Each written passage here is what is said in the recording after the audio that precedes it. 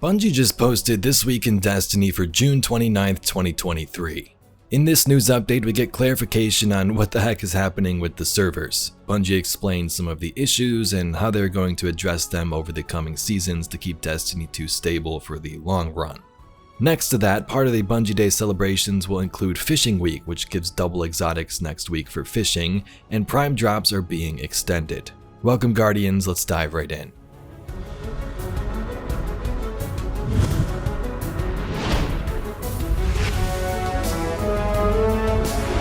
So let's first start with the big part of this update, an update on game stability and next steps. In preparation for Lightfall and for future large releases, we invested in a wide effort to update our internal services with the long-term goal of improving scalability, maintenance, and levels of support for our service infrastructure. Specifically, we want to ensure that we have improved stability during moments or events of high player concurrency. This work resulted in the successful launches of both Lightfall and the Root of Nightmare's world's first race. Both performed more smoothly than prior launches, and we expect that trend to continue for future releases.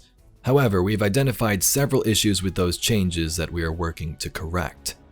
When gameplay messages from Destiny 2 are received, they are sent to a key service called Claims, which then route them onto the server that is responsible for your player data.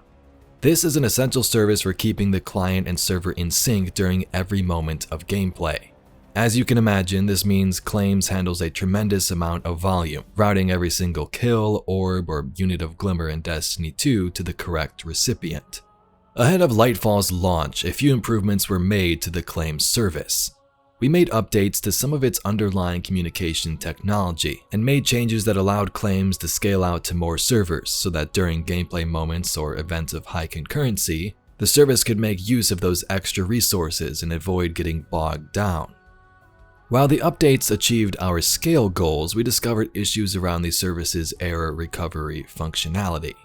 Normally, if Claims has its communication channels disrupted to other services, it is designed to automatically restore those connections. These disruptions can happen for a wide variety of reasons, including hardware failures, network hitches, or problems with other services. However, despite rigorous testing, the updated system is not always recovering as expected in our live game environment. If these channels are permanently disrupted, this can be one of the causes behind Weasel, Baboon, or other error codes for a large subset of the player base. In these cases, even a rolling start of our claim service is not always enough to restore the service.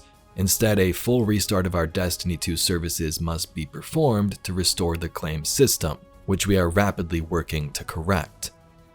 Fixing these claims issues is the very top priority of our services organization right now, but we must do it carefully.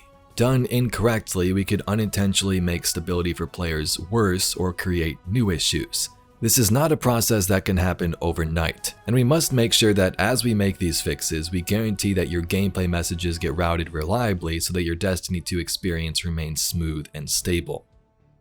Although Claims is just one of the many services which are receiving ongoing updates and maintenance to improve the stability and reliability of Destiny 2, the improvements we are making are a crucial step in both addressing the immediate issues players are experiencing as well as better equipping us to deal with any potential future issues that may arise. So to sort of summarize that, they have this claim system that handles all of Destiny 2's data, then goes to the servers. They made some updates to this to improve scalability for those big releases like Lightfall and the Root of Nightmare's raid race, but this caused some issues. The system is designed to automatically restore connections if they are lost, but it seems that is not happening.